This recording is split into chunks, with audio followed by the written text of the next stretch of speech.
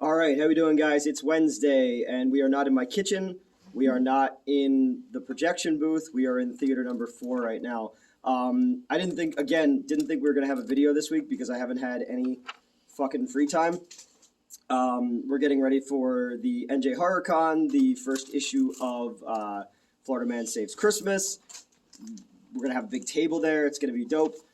So I decided let's do a movie that I've been wanting to talk about for a while now, something on Tubi that you guys should all go check out because it's directed by my friend Fred Olen Rays, who, if you watched the other show, we had him on to do Alienator, and he came to the Mahoning Drive-In with us, and he's a huge B-movie director, did everything, and it's kind of fucking cool that, we're friends, and it was all because of Midnight Show, the feature, which I've been making for 10 years now.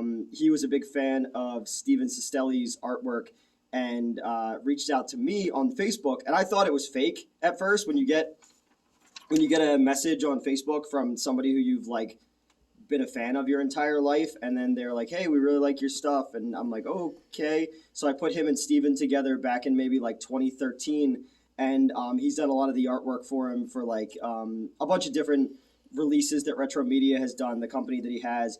So I'm not going to shit on his movie today, but we are going to cover Evil Toons, which is a lie because there is one toon in the movie. It's not plural. He wanted to make sexy Roger Rabbit. I mean, Jessica Rabbit's already pretty sexy. And he thought that he could do it really cheaply. So he went to Roger Corman and asked for money. And I did notes this time because I'm really fucking tired of reviewing movies that I know all this shit about. Like, all this stuff is stuff I know. And then getting to the end of the thing because I don't have notes and just going, oh, I left out this or I left out that. Like Daredevil. I didn't fucking talk about the stupid-ass playground flirt fight, Left that shit out. And then I was like, what's more embarrassing, the basketball scene in Catwoman or the playground flirt fight in Daredevil? Oh, God. They're both pretty fucking embarrassing. So let me go down my notes here. So right off the bat, the first time I ever saw this movie, because I used to see the box cover a lot. The box cover has this black-haired girl and this wolf monster cartoon behind her. And I was always super interested in what that was. It wasn't until 1993, maybe 1994, when Joe Bob Briggs had a show on the Movie Channel. And on that, he showed Evil Toons, and he had Monique Gabrielle in the movie. Monique Gabrielle was like a Penthouse pet. She's in Emmanuel 5, Deathstalker 2, Caged Heat, shit like that. She's the girl who Tom Hanks almost cheats on his fiance with in Bachelor Party. I love her. But she's so fucking scorching hot in this movie with the red hair and the glasses. It's a thing. And she's like the nerdy, smart one. She just uses big words, and she doesn't realize that she's one of the most beautiful women in the world until she takes her glasses off. Oh my God, that fucking true. It's a bimbo movie. It's a fun fucking bimbo movie. This other producer had a movie, asked Fred Olen Rays to come in, and how would you fix the movie? He goes, well, I would put a fight scene here, and I would add some more nudity to stuff. So he went and he got Michelle Bauer, who's also in this movie, who's also in Hollywood Chainsaw Hookers and Sorority Babes in a Slimeball Bolorama, which is directed by David Dakota. He added some extra scenes, so he's like, hey, could I also go shoot this movie at the same time? So they shot this movie in 8 days. And it is literally just bimbos in a house. Dick Miller, who's, Dick Miller's in fucking everything, Gremlins and all that. He's actually watching Bucket of Blood in this movie, which is a movie that he did for Roger Corman, which I think is kind of cool. There's a great documentary about Dick Miller. I think it's, I don't know the name of it. Just look up Dick Miller documentary. I'm a big fan of him. He's the dude who sells Arnold the guns in The Terminator, and he's the next door neighbor in Gremlins and, everything. So he's in it. Michelle Bauer's in it. Monique Gabrielle is obviously in it. She had a big impact on me in my youth when I realized I was a boob man. There's times in your life and you go everybody's got a thing. Some guys are leg men, some guys are butt men. I have legs and a butt, but You I don't have don't got boobs. titties. Yeah. So, you know. So I that have was, them and It's I like, like are you them on sure? other people. exactly, so. you know.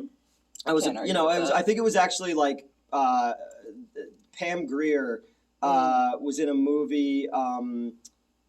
It wasn't Coffee. It wasn't Foxy Brown, but I just remember seeing it as a kid, and she has a scene in that, and I went, Did you say what did you say? Julie Brown? no, Foxy No. Brown. I was Foxy going to say Yeah. Julie Brown. I was No, like, what? downtown, downtown Julie Brown from MTV. Kids, MTV. I thought it was Jackie Brown. That's why I was like, wait. Oh, No, No. Jackie Brown is, well, No. she plays Jackie Brown in Jackie the Brown. movie Jackie yeah. Brown, and then Jackie Brown is part of a story that Metz and I Yes. Oh, will God. tell about the movie Okay. theater. But yeah, I just remember seeing her, and I'd never seen a woman like that before, and going, I don't know what that is, but I like the cut of her jib. That was you know? me with Liv Tyler. in Liv Lord of the Tyler? Rings. Yeah, she was my bisexual awakening. I saw her in Lord of the Rings, like she had a fucking glowing and shit, and I was just like, oh, women. So it wasn't the okay, because this movie has something I want to ask you ladies about. Oh, okay. So I was like, it wouldn't be like, what was she in? She was in like those Aerosmith videos back in the Yes. day. Yeah. So it's weird Crazy because my and Because she's his daughter. yeah, Yes. that's, Well, that's my- when they first my found out parents, it was his like, daughter. raised me with Aerosmith, but like I guess I didn't see the music videos, which is strange because they showed me like the music video for Stan, and Yeah. so I saw Suicide at way too young of an age. Yeah. But anyway, But it was her, and then it was Alicia Silverstone was in like The crying car, yeah, and there stuff was like those that. two Yeah. videos, both Yeah. of them. They were, I've like, seen the Both of covers. them, yes, They- okay. They were Yeah. there's both of them because it's I like her a lot in Crazy Empire and Crying. Records, Mhm. and I'm not a Renee Zellweger fan, but I Okay. love Renee Zellweger in fucking Empire Records. That movie is like the '90s encapsulated, you know, not today, not on Rex Manning Day. well, I just know Liv Tyler was Joaquin Phoenix's like long lost love, like Really? after they Okay. broke up. Like Oh. I that's mean, that. That's like same. well, no, that's like No, I'm when joking. he started like being really weird. I think is one of Oh. they, Oh, right after they broke remember up. he became like a white rapper for a while. Oh, Yeah. that does sound. Mhm. I don't know. Liv And Tyler's then he hot. became the Joker. So where were we? Wow, we're Sorry. we're off the beaten That's path entirely here. my fault. Oh yeah, okay. So David Carradine is in this movie. This movie starts with David Carradine hanging himself. Isn't he ironically dead? That's how he died in real life. Was autoerotic asphyxiation in 2009. Okay, yeah. He's like a preacher, and he has like a Necronomicon book, Yeah. and it talks to him, but it's very nonchalant in how it talks to him. He's like, "I defeated you," and it's like, "I'll be back." It's not like it's like Not like you will see my return. No, I'll be it's just back. like I'll be back. whatever. Yeah, I'll be well, back. all right, buddy. Yeah, we'll see. So as soon What'd as be I the first saw, time? because I hadn't seen this movie in so long, that when I saw the noose, I went, "Oh, that didn't age well." Oh, that's so foreshadowing. Mhm. So he dies, and the book he defeats the book, and then these girls who go to, and I want to pronounce this right. It's Misketonic University. I always say Misketonic University. No. Misketonic University is the one from all of H.P. Lovecraft's writing, Okay. and that's where these bimbos go to school. Sweet. And they're Amazing. each going to get paid $100 for the weekend to clean up this old mansion. And it's the mansion I feel like from that's not Rock and enough Roll High money. School Forever. But they all wear the least except they're all wearing short shorts and belly tees. They're dressed like you right now. All right. If I'm you were wearing going pants. at you're wearing least. pants at least, but you're wearing a tube top. If you were going to clean up this abandoned mansion. So they're there, and then they go into they're all horned up, and I think two of them were actually porn stars. And the only reason that Fred Olen Rays told us that he cast porn stars was because he's like, look, I didn't want to argue with these chicks about doing nudity.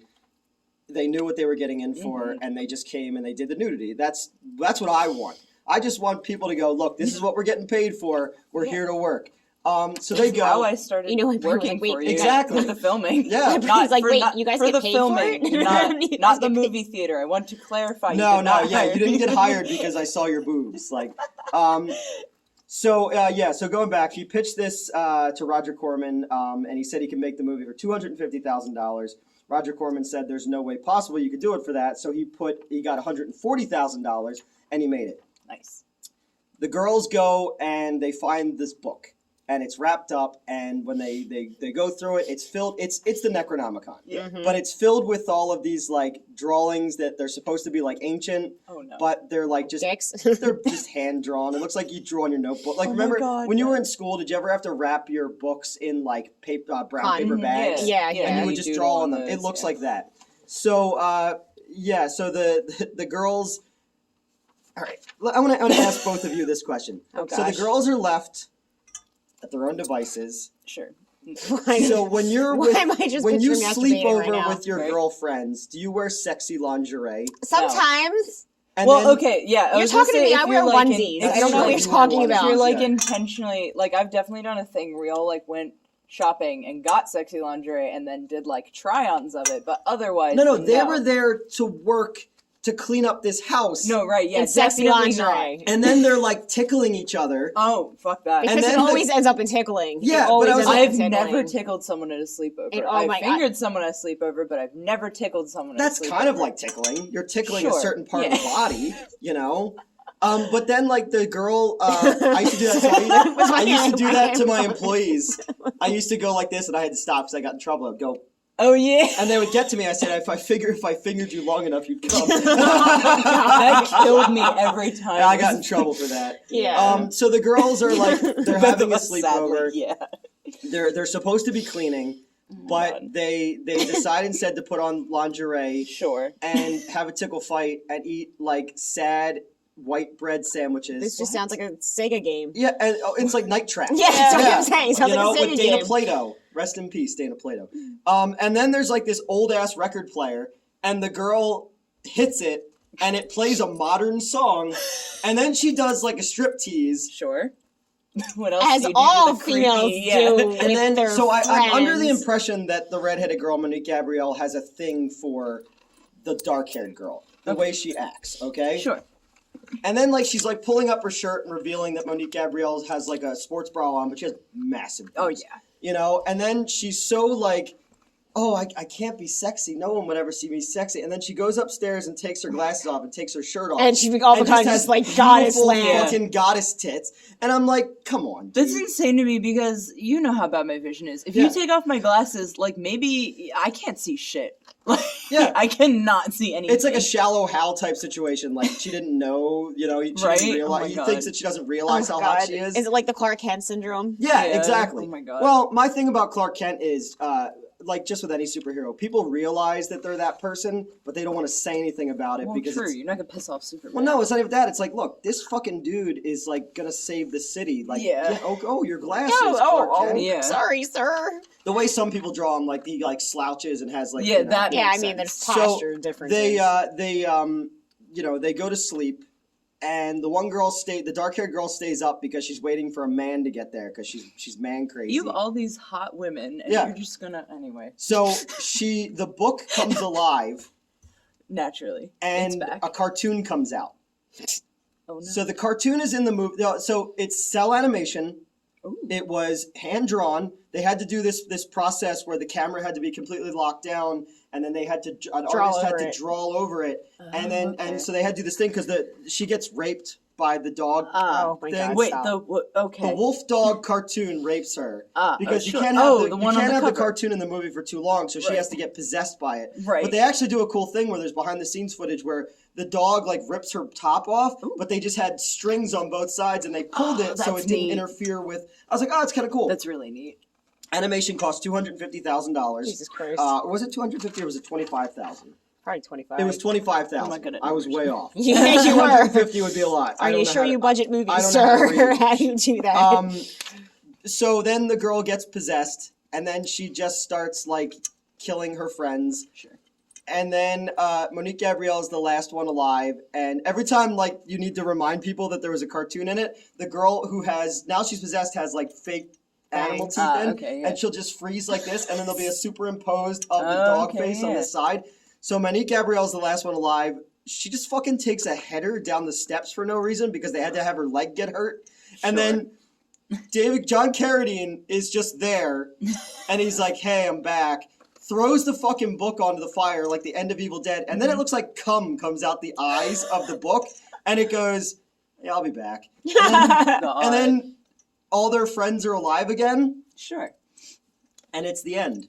Okay. And Okay. that's Evil Toons, and it's I will watch this. This makes it's me so want like to there watch was it. this period of like Bimbo movies, a Jim Wynorski movie, like fucking. They definitely didn't inspire you at all. Not at all. No. Oh yeah. No. Like Not at all. I told Fred, there used to be a BBC, I think it was BBC show called The Incredibly Strange Picture Show, and they used to highlight certain directors, and they showed two back to back when I was 8 years old, and it was Fred Olen Rays and Russ Meyer.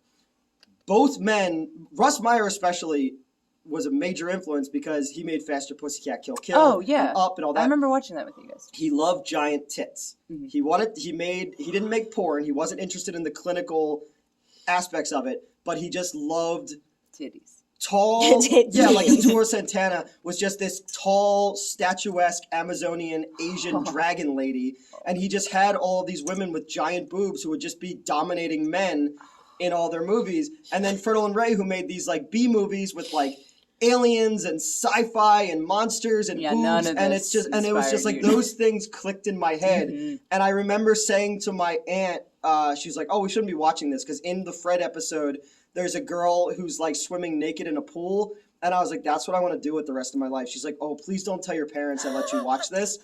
And when I met him, I told him that because all the years of knowing him in 2019. We went to the American Film Market, and he's like, "Hey, I'm going to be having lunch over here if you want to go meet up." And I just sat with him with my producer friend and my former production partner, and he just told us stories about fucking, Lee Van Cleef and Christopher Lee and all these fucking people that he knew. And it was just like, and then when I brought him for the shoot, the last show, I had to drive him back and forth from the airport, and he's just telling me stories about Wow. Ed Wood and people like that, and it was just like, oh my god, like I literally could die right now. It was like to me these are unobtainable people. They're like people who I grew up admiring, but he knew them in the flesh, and there was something so like cool about that. And I go, oh wait, he's one of those guys too. That like it's so like I forgot about it for a minute. I was like, oh, that's the guy, Because he's sitting in your car. Sitting in my car, you're and I picking almost up from killed the him one airport. time on accident. We were staying at an Airbnb No. in Jim Thorpe, Pennsylvania, and he wanted to go to a specific place with his wife, and I missed a turn, so I gunned it. Like Oh I my fucking God. Tokyo drifted, and I remember him and his wife just sliding to the side, and I was like, so Newt Wallen killed famed B movie director Ed Wood, or Fred Olen Rays. But I would definitely recommend you check out Evil Toons, even though it is Evil Toon. If you like just girls, bouncing around and cheese, and they filmed it all in one fucking house. It's one location. It's got faces in it that it's got boobs in it. It's ingenuity. I love ship and bottle movies where they make an entire movie out of one location. So check it out. What is your favorite, like, share, and subscribe. What is your favorite misleading title?